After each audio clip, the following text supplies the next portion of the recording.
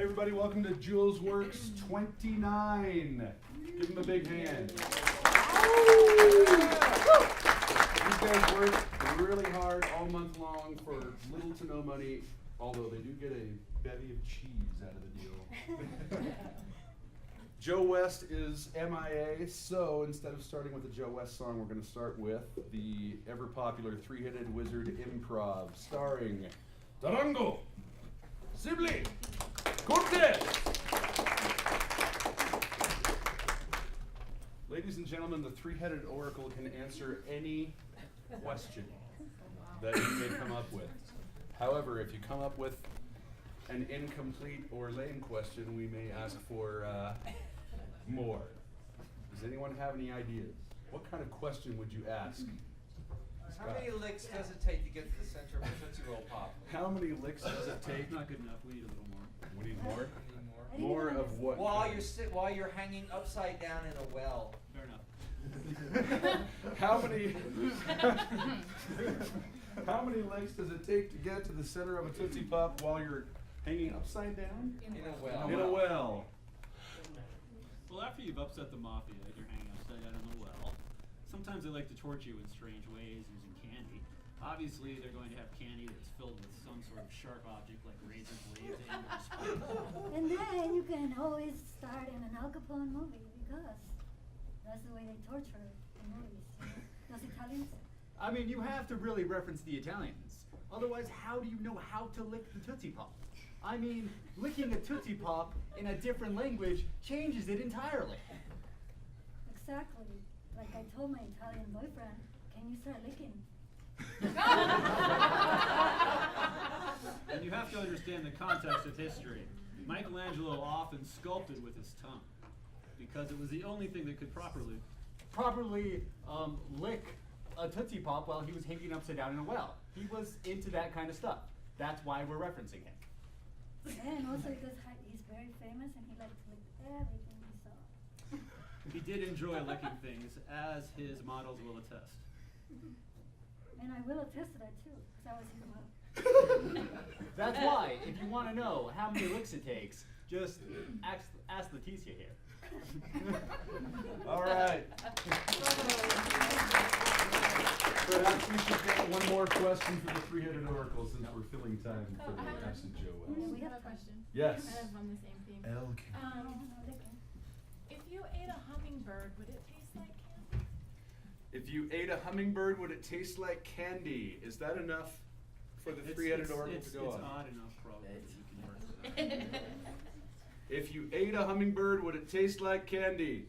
Well, Willy Wonka was the original creator of hummingbirds. So I would argue that it would taste as the most delicious, everlasting candy that you had ever stuck in your Vagina, and then since you said to yourself, oh, I'm a vegan and I only eat soy. And if you inject hummingbirds with high fructose corn syrup, you really see some cool shit happen. Like what? Well, they do all sorts of routines that aren't necessarily legal in most southern states.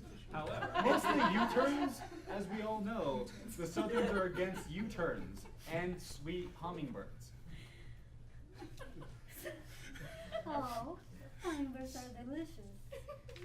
For all the carnivores will attest to that. Again, and they More. As they fly around there and get all that corn syrup. into their minds, and they start to hallucinate, and they start to see the next presidential debate. So, to conclude, of course they are delicious and sweet. The question is, will you get diabetes from eating them? Oh, dear. Give the three-headed oracle a hand.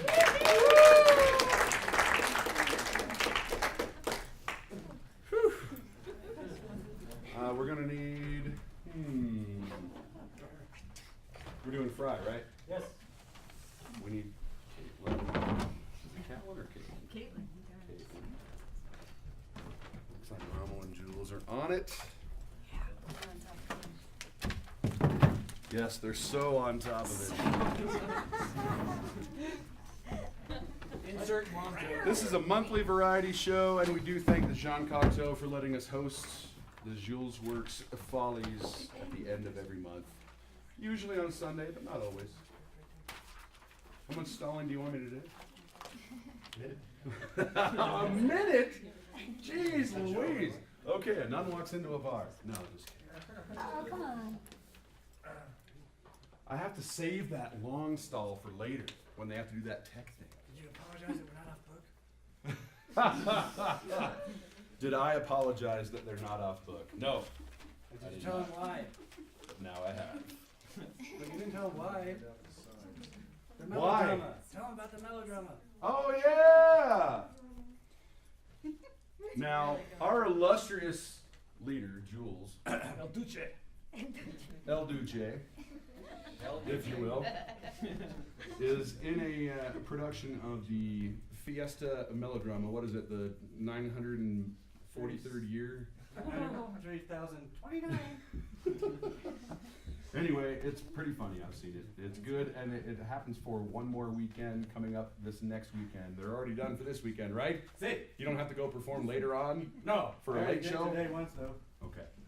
It's at the Santa Fe Playhouse, which is on DeVarga Street, just down the street from Upper Crust Pizza. You know where that is? And it is quite a delight. It's directed by Andy Prim this year. It's his second year, and It's in your notes. there's got to be a lot of jokes that you wrote too. Oh, yeah. I changed a couple of words. And that may or may not be a selling point. But If you come to the late show, we get really crazy. Sometimes characters fall off stage and Yes, they do. oh yeah, it's hilarious. sprain their ankles.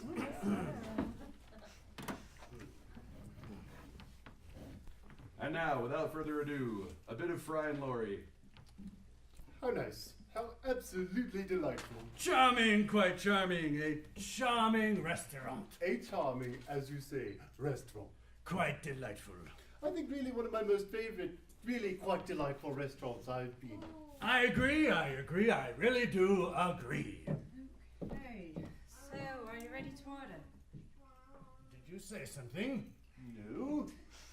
I thought I heard. I rather think it may have been one of those, a member of the restaurant staff. Ah! Ha! Yeah. Yes. So are you ready to order? Yes, I will have the melon followed by the roast lamb. Okay, melon, lamb, you sir? I will have the soup de poisson and the lamb as well. Okay, so fish soup, lamb, So sorry. excuse me, Did you just say? fish soup, lamb. Perhaps I did not make myself absolutely clear. I would actually like the soup de poisson. Okay, well, soup de poisson is fish soup. Yeah. Oh, dearie me. Was I speaking too quickly for you? You seem to be a little bit confused. I asked for soup de poisson. Soup de poisson.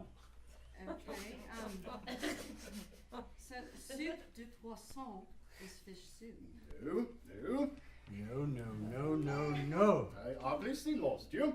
Soup de poisson is soup de poisson. Do you see? One thing cannot be another thing. Right, and as you've gone to the trouble of advertising soup de poisson, and I've gone to the great length of ordering soup de poisson, it means very simply that I would like you to bring me to some soup de poisson. And some mineral water. Mineral water. Thank you. Thank you very much indeed. What a charming restaurant. Absolutely delightful. Okay, so mineral water. Oh dear. Oh, dearie me. The waitress, Waitress. Right here. can you remember what it was that I asked for? I think I saw you write it down. Did you write it down? Mineral water. Bravo. Excellent. Well done. Bravo. But you have brought us a bottle of mineral water. Do you see, these are called bottles. We asked for mineral water. Do you see, mineral water, just as you carefully wrote down on your small pad. So how much mineral water? Some. Some mineral water is how much we asked for, I believe. Some. Some. But we can check precisely what it was that we did ask for. You see, we always tape our conversations against just such a contingency.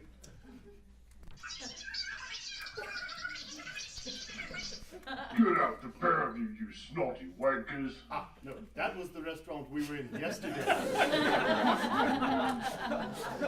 A delightful restaurant it was, too. Quite delightful. Here we are.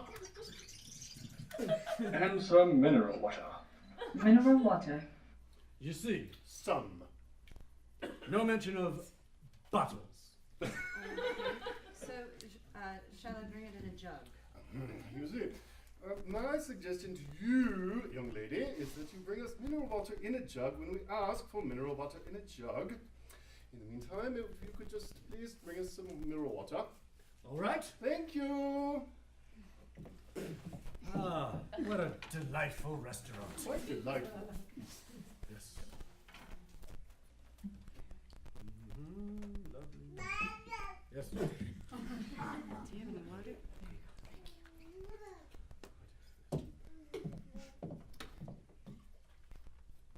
Ah, Some water.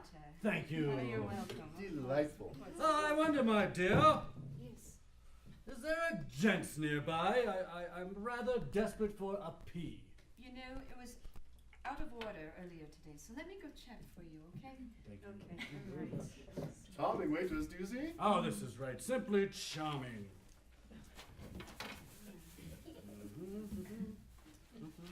I hope there's a really need AP. So here you are, sir. No, see. You really must excuse my stupidity, but No, see, here's the thing. You really asked for it. Are you ready? I have it down here. I'm rather desperate for a pee. Yeah. Okay? All right. I Okay. see. Yes.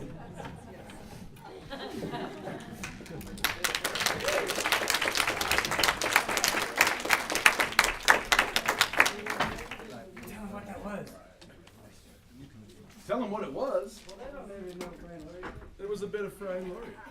Stephen Fry, We're gonna need the chair. Philip Laurie, famous British actors, comedians, men about town, I am Hugh Laurie. and so on and so forth. Daryl, are you here? Yeah. Are you ready? Oh my goodness. All right, filling in for Joey Flair at this time in the program, we have the reappearance of Daryl Wellington. Hey, everyone. Well, do I get a microphone or something? Do you want a microphone? Yeah, I'll take I don't it. have any notes about a microphone. I'm a last Because he was minute at it 20 minutes replacement. ago. Woo! I'm a last minute replacement. What can I say? Do you want a mic stand or just a microphone? Marcus. I'll just take Because the I can mic. give you a mic stand. No. We have mic stands. That's fine. I mean, can y'all hear me without the microphone? Oh. But we can hear you so much better with it. Okay. Then I just do like this. Hey, I'm a last minute replacement, so be forgiven. And we love you for it. Right. So I'm gonna do a reading. At least when I used to, when I haven't been here in a while, they used to have readings, and now they have another one. I'm gonna read from this book I'm in called MFA vs. NYC. It's edited by this writer, Chad Harbaugh. And it's a book of essays all about the publishing industry. And with the idea of whether it's better if you want to be a famous writer to go to an MFA program or to go to New York City. So I wrote this sort of sarcastic essay. So that's in fitting with Jules' work, right? And it's called Reality Publishing. It's about this book contest called the Amazon Breakthrough Novel Award that was actually based on a reality show. So I'm not sure it's really quite about that, but I use that as a taking off point to talk about the publishing industry, or trends I find in publishing. So, reality publishing. All you people who want to be writers, like me, y'all can relate to this, I hope. Reality publishing. Go into the magazine section of any bookstore and you'll find professional writers' trade journals, imploring your attention with unassailable advice. The headlines blazon top 10 tips to writing success. Be a good writer in 1 month. How to sell your novel. I don't know how many such magazines exist, but it's more than you'd think. In any typical writer's journal, you'll find exhaustive listings of contest awards, grant opportunities, and residency programs. You'll find a feature on a veteran novelist or a young one in the first blush of success, and you'll find tips. Contest listings have an obvious value, but tips are not information. They're suggestions, approaches, repackaged common sense. Tips make no guarantees and they have no conceivable end. And so these magazines are crammed with tips. They swamp their readership with tips. The joy and misery of tips is their endless repetition. How to arm your characters, how to mine your novel for gold, how to land an agent. Kafka toiled in obscurity and died penniless. If only he had a website. The jargon is indistinguishable from the self-help lingo of any genre. Car magazines on an adjacent rack promise secret knowledge and privileged instruction. Lifestyle magazines promise psychological building blocks toward a healthier, happier, or even an impervious psychology. Nearby style magazines give tips on better and better sex. The headlines blur together in a cavalcade of tips for excellent writing, extraordinary sex, exquisite cars. Yet, car and sex tips differ from writing tips in a crucial aspect. Acquiring sexual expertise does not require you to be connected with any particular industry. Retooling your car doesn't depend upon bagging a powerful agent. But fiction is ruled by New York publishing houses and increasingly influenced by association with major MFA programs. People who live in Statesboro, Georgia, rather than New York, and people who lack any higher education whatsoever may still want to publish books. You could argue that writers' magazines provide a substitute education for thousands of dreamers without access to writing classes or MFA programs. What you see on the magazine racks, however, is a glut of hard sell techniques. What you see says publishing is all about winners and losers. Though tips may mention literary values, the excess reinforces the impression. Only the shrewd survive.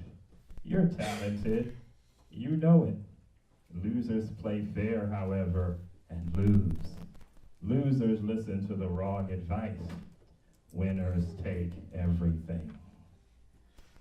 The landscape described above should be familiar to anyone knowledgeable of reality TV and its conventions. It should come as no surprise then that a publishing industry facing its own financial terrors should have spawned the idea of remaining relevant by copycatting this form of entertainment.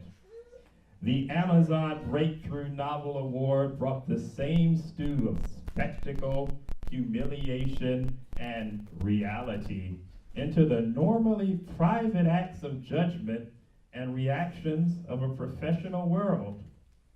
In this case, the world of book publishing. When you have to buy a book to get the rest of that. Thank you, Daryl. Daryl, really good. Now, I don't know if you know, and I don't know if you care, but recently Jules had a kind of a, you know, when the pilgrims go to Mecca, that kind of thing, and they dance around the big black cube. Jules went to London to see Monty Python. And it was kind of one of those things for him, right? Right. In fact, they're about to, the Not Monty Python troupe is about to recreate a classic skit, but with a little bit of additional material that was only, came to light during the recent performance? Is that right? What? Oh, yeah. Is there going to be new stuff in here? There's one little thing. New stuff! Just one little thing they added. Okay, one little thing. Not Monty Python presents the classic argument sketch.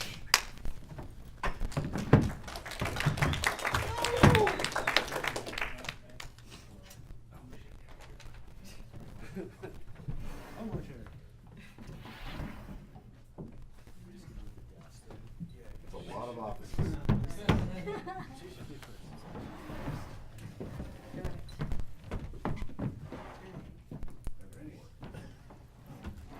Yes, I'd like to have an argument, please. Oh, certainly, sir. Have you been here before? Oh, no, I haven't. This is my first time. Okay. So I see. Well, do you want to have just one argument, or were you thinking of taking a whole course? Or would you like a blowjob? Well, what is the cost? Well, it's £1 for a 5-minute argument, and then about £8 for an entire course. Oh, well, I think it would be best if perhaps I started off with just the 5-minute, then we'll see how it goes. Wait, what was the other thing? You know, never mind, it was just a special, so 5 Well, I'll see who's free for a moment. Let's see here. Okay, so Mr. Jack Arton is free, but he's a little bit conciliatory, so, oh yes, try Mr. Bernard. He's room 12. Thank you. Okay. What do you want? Well, I was told outside that... Don't give me that, you snotty-faced piece of hair, Thomas! What? Shut up, you festering gob! Your type merely makes me want to puke! You vacuous, coffee-nerd, malodorous pervert! Well, look, I came here for an argument. I'm not just going to stand around and... I'm sorry, this is abuse. Oh, I see. Well, that explains it. Oh, yes, you went 12A just around the corner. Oh, thank you very much. Sorry. Sorry. Come in. Yes, is this the right room for an argument? I've told you once. No, you haven't. Yes, I have. When? Just now. No, you didn't. Yes, I did. No, you didn't. Yes, I did. You did not. Yes, I did. You didn't. Yes, I did. No, you did not. Yes, I did. You didn't. Oh, I'm sorry. Is this the 5-minute argument or the full half hour? Oh, just the 5 minutes. Yes. Anyway, I did. No, you most certainly did not. Now, let's get things perfectly clear. I most definitely told you. No, you didn't. Yes, I did. No, you didn't. Yes, I did. No, you didn't. Yes, I did. No, you didn't. Yes, I No, you did. didn't. I You did. didn't. You Yes, I didn't. did. You Yes, I didn't. did. You didn't. Yes, Oh, I look, did. this isn't an argument. Yes, it is. It isn't. It's just contradiction. It isn't. It is. It isn't. You just contradicted me. No, it didn't. Oh, you did. No, it didn't. You did just then. You did. Nonsense. Oh, this is futile. No, it isn't. I came here for a good argument. No, you didn't. You came here for an argument. Yes, but an argument isn't just contradiction. It can be. No, it can't. An argument is a connected series of statements intended to establish a proposition. No, it isn't. Yes, it is. It isn't just contradiction. No, it isn't. Yes, it is. Look, if I argue with you, I must, by nature, take up a contrary position. Yes, but that isn't just saying, no, it isn't. Yes, it is. No, it isn't. Argument is an intellectual process. Contradiction is just the automatic gainsaying of any statement the other person makes. No, it isn't. It is. No, it isn't. Yes, it is. No, it isn't. Now look. Thank you. Good morning. What? That's it. Good morning. But I was just getting interested. I'm sorry, but the 5 minutes is up. But that was never 5 minutes. Afraid it was. It wasn't. I'm sorry, but I'm not allowed to go on arguing with you anymore. What? As I've said, I'm not allowed to go on arguing unless you pay for another 5 minutes. Yes, but that was never 5 minutes just now. Oh, come on. Look, this is ridiculous. If you want me to go on arguing, you'll have to pay for another 5 minutes. Oh, all right. Well? Well, what? Well, that wasn't 5 minutes just now. I told you, if you want me to go on arguing with you, you'll have to pay for another 5 minutes. I just paid. No, you didn't. I did. No, you didn't. I don't want to argue about that. You definitely didn't pay. If I didn't pay, then why are you arguing? Gotcha. No, you haven't. Yes, I have. If you're arguing, then I must have paid. Not necessarily. I could be arguing in my spare time. Oh, I've had enough of this. No, you haven't. Oh, shut up! I want to complain. You don't want to complain. Look at these shoes. I've only had them for 3 weeks and they're already worn through. No, but I want to complain about... If you complain, nothing happens. You might as well not bother. Oh. Oh, my back hurts. Oh, my, it's a very fine day and I'm so sick of these.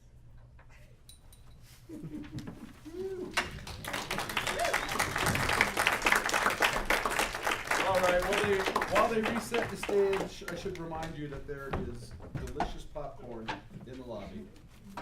It's organic. It comes from Amish country, or so I'm told. And they have an amazing selection of toppings. Is it? They also have a bar.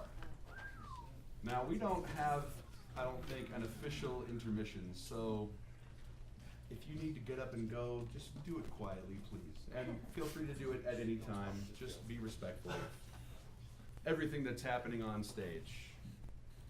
Leticia, you would like a microphone, yes? Now my voice goes low. This will be some original poetry from Leticia Cortez. Are you going to stand? No, I'm gonna. Oh. You're going to be up here? You should be up there. Okay, well, whatever. Because this mic stand is set for maybe? You have some too short? No? All right, come back down. Oh, that's not going to work. I'll do whatever. I said I'll do whatever.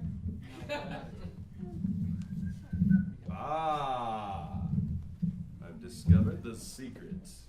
Okay, Leticia Cortez. Wow, thank you. Can I be heard? Okay. Good. Anyway, my first poem is called Dream Door.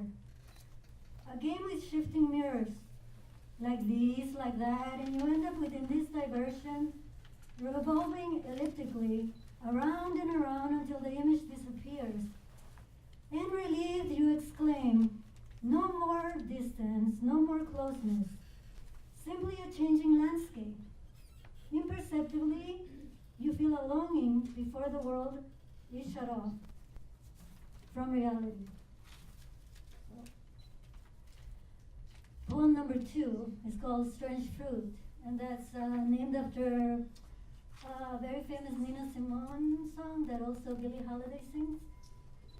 And it begins with not the song, but my poem begins with a quote by Angela Jackson. The quote goes, imagine a world without racism, without prisons. Whose world is it if not ours? We, being the other in our land, experience occupation, be the displaced of society in Ferguson or Gaza, or human beings chained in an underground cave, knowing nothing but darkness. When will we awaken to the injustice, to this madness of reason, a chaos so well constructed that it blinds us to intolerance? Who will speak for what's going on? We're all guilty until we act. There's no time to forget. Here is elsewhere. And the many strange fruits inside of us, they will make us rage against the dying of the light and never go gentle into that good night in order to reclaim our world. Thank you.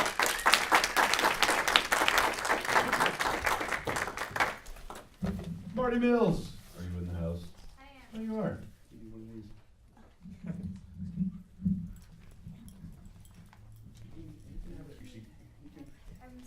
Okay. And Rommel? Yeah.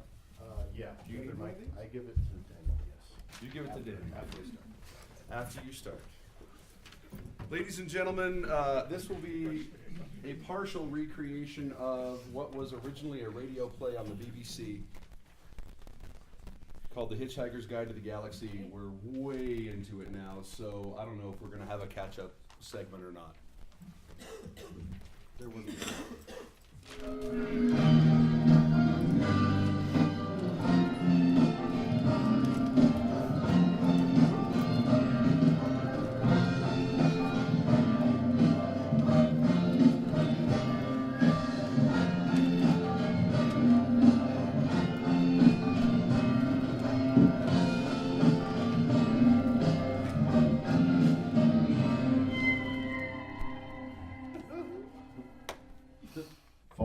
back in the mists of ancient time, in the great and glorious days of the former galactic empire, life was wild, rich, and on the whole tax-free.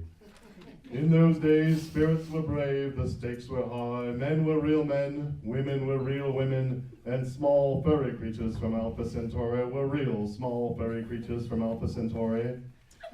And all dared to brave unknown terrors, to do mighty deeds, to boldly split infinitives that no man had split before. And thus was the empire forged. Many men, of course, became extremely rich, but this was perfectly natural and nothing to be ashamed of, because no one was really poor, at least no one worth speaking of. And for these extremely rich merchants, life eventually became rather dull, and it seemed that none of the world they settled on was entirely satisfactory. Either the climate wasn't quite right in the later part of the afternoon, or the day was half an hour too long, or the sea was just the wrong shade of pink. And thus were created the conditions for a staggering new form of industry, custom-made luxury planet building.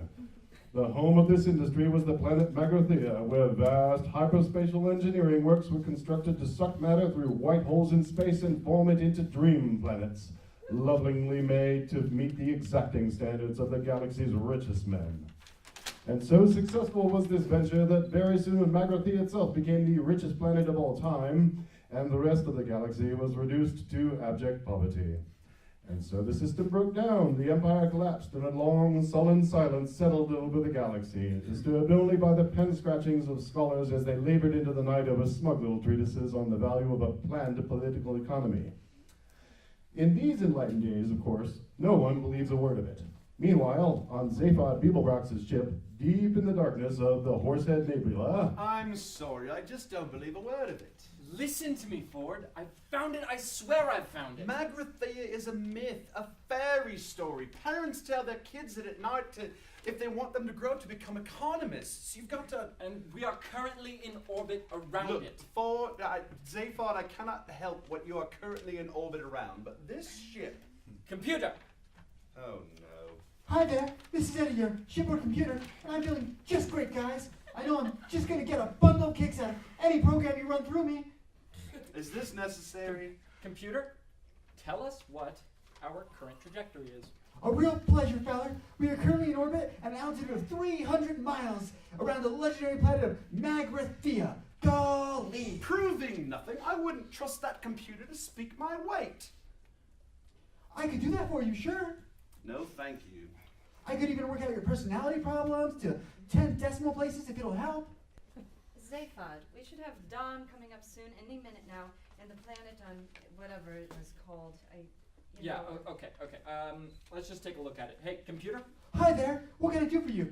Anything. Just shut up and give us the external vision on the monitors. Trisha, I feel I may be missing the point of something. Well, Arthur, according to what Zaphod's told me, Magrathea is a legendary planet from way back, which no one seriously ever believes in. A bit like Atlantis, really. Except the legends say that Magratheans used to be manufacture planets and everything like that. Is there any tea on this spaceship? Well, even supposing it is Magrathea. Which it isn't. What do you want with it anyway? I mean, I take it you're not here for the sheer industrial archaeology of it all. What is it you're after?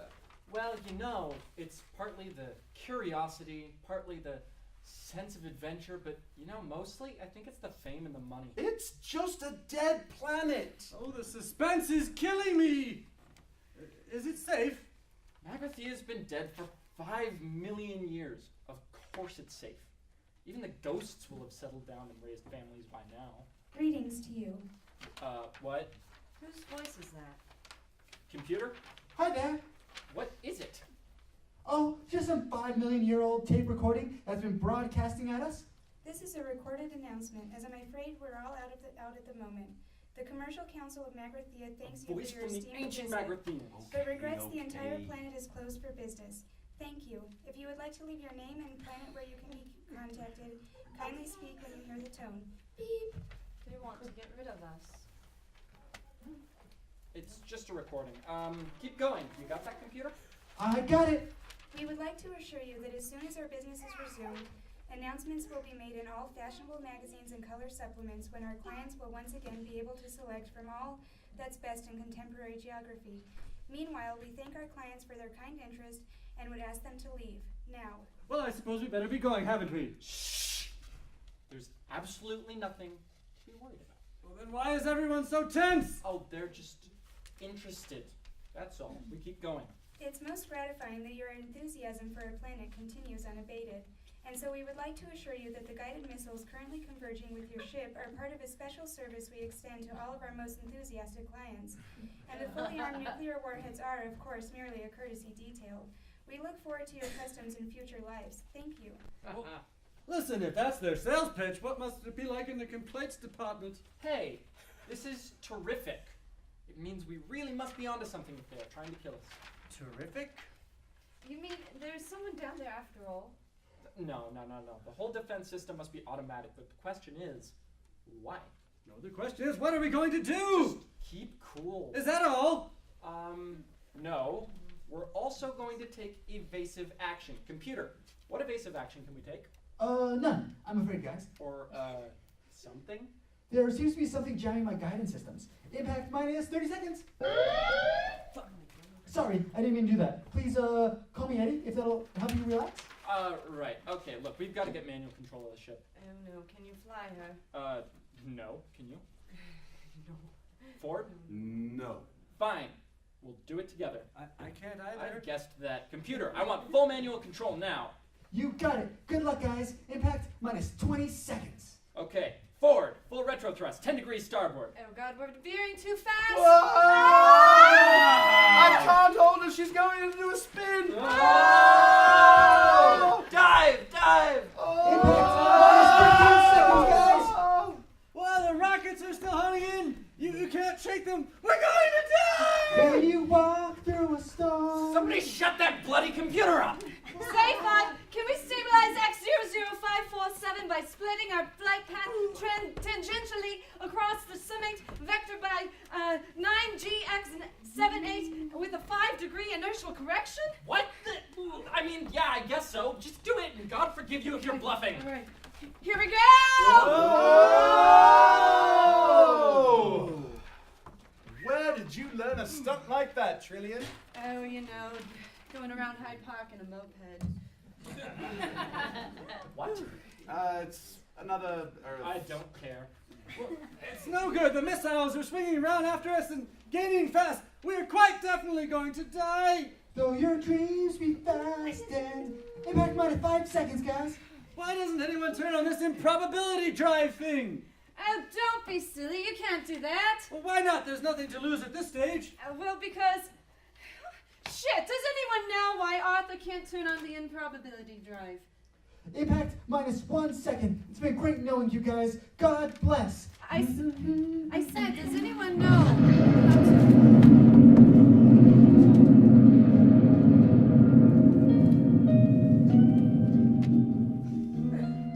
What the hell happened? Well, I was just saying there's a switch here, you see, and if I just... Where are we, Trillian? Exactly where we were, I think. Then what's happened to the missiles? According to this screen, they've just turned into a bowl of petunias and a rather surprised-looking whale. At an improbability factor of 8,767,128 to 1 against. Did you think of that, Earthman? Well, I did. It was just... That's very good thinking, you know that? You've just saved our lives. Oh, it was nothing really. I mean, anyway. Oh, was it? Oh, forget about it. Okay, computer, take us into land. Well, I say it was nothing, but I mean, obviously it was something. I was just trying to say it's not worth making too much of a fuss Will about. anyone listen to a word he says? Saying everybody's Will they life, stop being so insecure? Will Trillian pay attention again? Will Zaphod ever settle down? Is Ford always right? Where's Marvin with his robotic neuroses? And is Eddie always happy? What will happen to the ship? Come back next month to the Julesworks Follies 30th edition on Monday, September 29th, and find out and see and hear from a sperm whale. All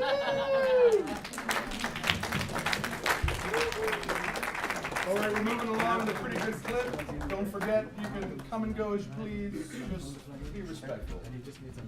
Now, joining us for the very first time. First time? Yes. A debut performance. I should mention at this point that if you want to be part of the Julesworks Follies at any time, you can always email Jules at srubenfilms@gmail.com. Malcolm Morgan can also be seen. Should I give them the bio after or before? Go ahead. Bio before? Bio after?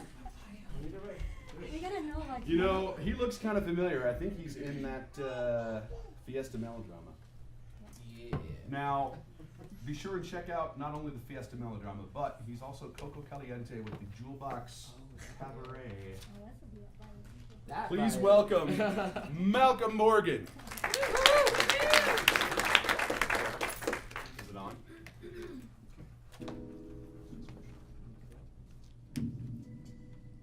Be super loud, sorry.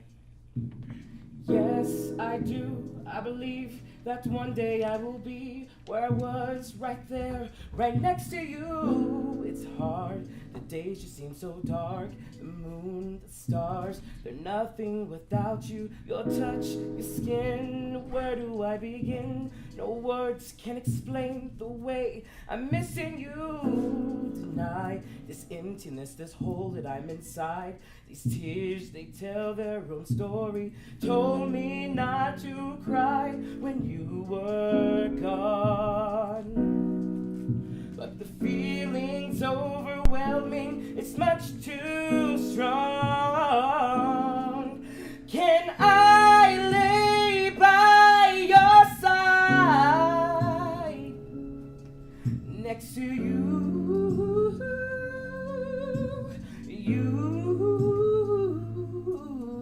and make sure you're alright?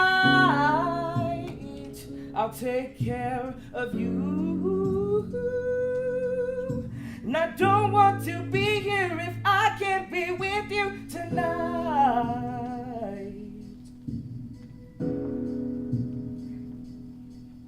I'm reaching out to you. Can you hear my call?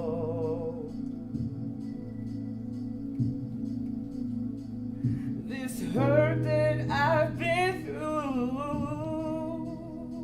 I'm missing you like crazy.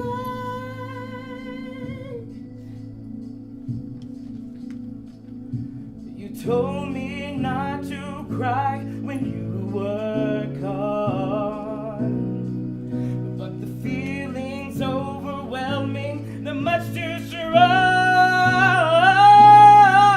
Can I lay by your side, next to you,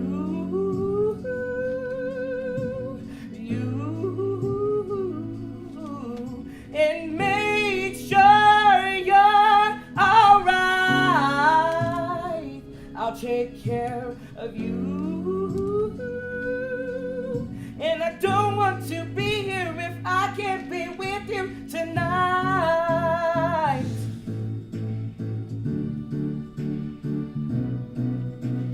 Lay me down tonight. Lay me by your side. Lay me down tonight. Lay me by your side, next to you,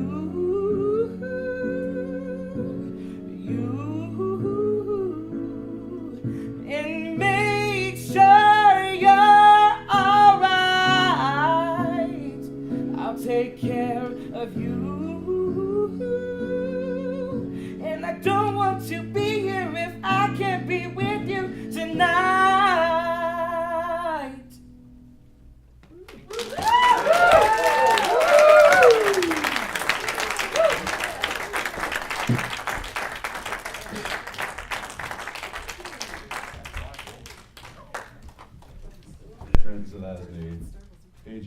What's your last name?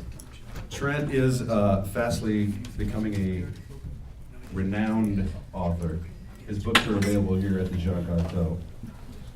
After a slight break, we're happy to have him back. I want to make sure we get this set up right. You'll be reading from The Day the Leash Gave Way and Other Stories. Earlier this month, it was just reissued. Earlier this month.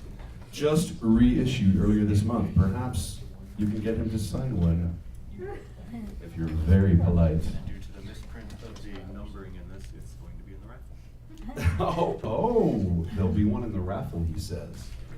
Everyone that bought a ticket got a raffle ticket, right? Bet they didn't, right? We'll get those. Oh, I see how it is. They're like, raffle ticket? Hello, can you hear me? I can. Some people cannot, and some people can. This is actually the namesake story for the collection. It's called The Day the Leash Gave Way. I wrote it in 2001. I just figured, why not? I'm only going to read part of it. What do you do? Sam was surprised twice over when he pulled into the driveway of the Kelly residence. First of all, there was an old car parked out front that would have been better off compacted into a cube. A leash was attached to the rear bumper, old and weathered and ready to fall apart, and with what had been a dog tucked into the loop of it.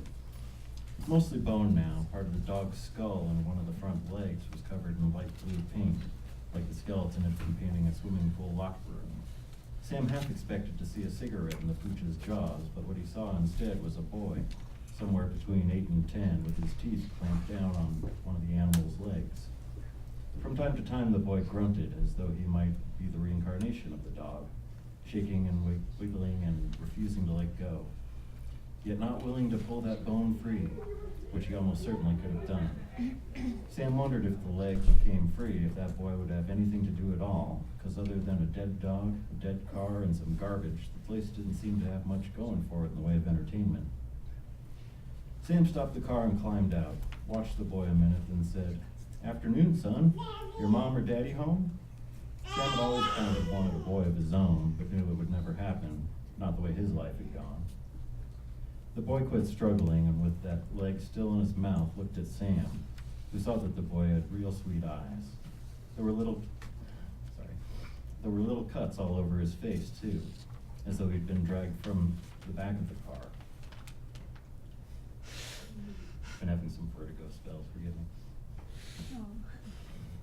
After a moment's contemplation, the boy went back to the dead dog, and at the same time, Sam heard the front door of the house open.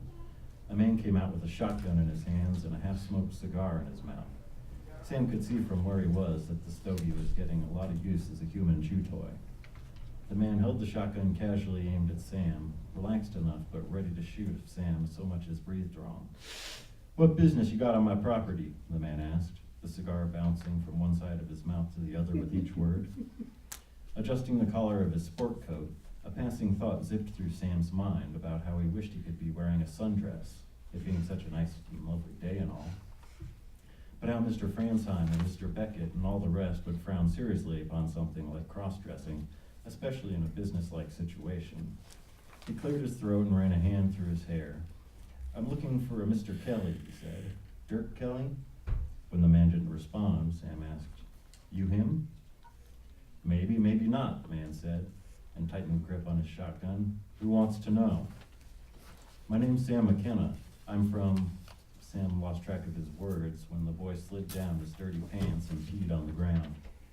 Not just a little, like a boy that age would give off, but like a garden hose turned on high. "Pay my boy no mind," the man said. "Etchie's just got character, and any boy of mine can feel free to go where he wants." He raised the gun. "Now you was saying about yourself?"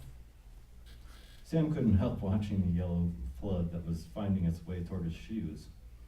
Mostly he was unsettled, but he couldn't deny that there was something intriguing about it. He never would have admitted it, but he kind of hoped that some of the boy's pee would touch his shoes. "My name's Sam McKenna. I'm from Arkham and Ketcher. He reached into his pocket and withdrew an envelope. 6 months ago, you filled out a, now wait just a minute. The man raised his gun. You come here to sell me something? Because if you did, I'm telling you to get right back in that car of yours and pull on out of here before that head on your shoulders explodes and blows up into a million pieces. Sam quickly raised his hands. No, sir, no. I'm not here to sell you anything. I'm here because you filled out an entry form sponsored by Arkham & Ketcher to win your choice of a brand new Subaru Outback or $20,000 cash. Yeah, so what if I did? The boy's pee had now touched upon the toe of Sam's right shoe, and a tingle of excitement oscillated through him. Mr. Kelly, I'm here because I'm pleased to say that you won the drawing. It says here, where you were asked to choose which prize you preferred the cash. So with me, I have a check for $20,000.00 made out to a Mr. Dirk Kelly. If sir, that is indeed your name. Then, Kelly extended the shotgun up into the heavens and fired at the clouds. You mean to tell me I won? I won $20,000 all for writing my name down on a piece of paper? Sam laughed a tad, sensing he was moving out of harm's way, even though the man had just fired the gun. Yes, Mr. Kelly, that's just what I mean. Well, why didn't you say so right off? The cigar dropped from his mouth, but he didn't bother picking it up. Come on in. Sam watched the shotgun ease down. Once satisfied that it wasn't going to come up again, he nodded and made his way to the house. Glad things were turning in a friendly direction, but a little disappointed that he wasn't going to get any more of the boy's pee on his shoe. Kelly held open the front door for Sam. Etchie, you quit playing with Jethro and come on in here like a good boy and get your daddy and his friend a beer. The boy pulled up his boxers, then pulled up his trousers, his teeth still steadfast to the dead dog's leg. After he buckled his belt, he let go and stood up and ran inside, past Sam and into the kitchen. Mr. Kelly came in and closed the door behind him, set his shotgun beside the door, and lit Sam out of the foyer and into the living room, where Sam saw Mrs. Kelly sitting on the couch. She didn't seem much interested in what was going on. In fact, she didn't seem to move at all. That's my cookie, said Mr. Kelly. Don't you worry none about her. I got papers on her. She's all good and legal. Sam didn't understand. He moved around to the front of the couch to introduce himself and to explain why he had come. When he saw that her eyes were gone and her gaunt, wrinkled skin looked tough as leather. She ain't got no brains no more, Mr. Kelly said. Nothing upstairs but sawdust. Then he straightened up proudly, as much as his hunched back would allow. Did her myself. Didn't take too long, neither. He motioned for Sam to have it to a chair, and he sat across from the missus. I know she ain't pretty to look at, never was, truth be told, but a boy needs to have his mother around. And when she grabbed her chest that day and keeled over, I thought to myself, oh boy, what's a kid to do without his dear old loving ma around? So I went to the preacher and told him the story and asked him what I should do about it, on account that I have trouble as it is doing the daddy part, and I sure as shit can't do the mama part too. Preacher told me that his mama would never truly leave, even though she'd moved on up into heaven. The way I seen it, if she's in heaven, then she sure as hell can't be here. So when you get down to it, she did leave Etchie and me both. I knew she was gone, and not to sound disrespectful, but in many ways I'm glad. But that boy there, he pointed toward the kitchen where Etchie was still fetching 2 beers, he didn't know his mama was gone. He thought she was sleeping on the kitchen floor. So I send him out to go play down in the road while I pick her up and haul her into the bedroom, getting my last time with her and thinking what to do. And I remember my buddy Vince has this book on how to stuff dead animals, so I finish with what I'm doing, and I call Vince, who lends me the book. It was tough to read because there were more words than pictures, but I managed okay. Once I knew what it was I was supposed to do, I called up the courthouse and asked to speak to Jed, who's the one they got in charge of mortal remains down there. We went to high school together, and he'd always had a thing for Daria. So I explained to him, and he fixes it so that we got this gravestone out in the cemetery with her name on it and all, but here she is with Etchie and me, and here it is she'll stay. Preacher said it was a good way to hold on to some otherwise lost family values. Something tickled in the back of Sam's throat. He swallowed it down, then straightened in the chair, which was covered in cigar ash and smelled a little like spoiled meat. Even though Mrs. Kelly didn't have eyes, Sam couldn't shake his feeling that she was watching him. He didn't dare say anything, but the fact was she made him downright uncomfortable. I'll just stop right there.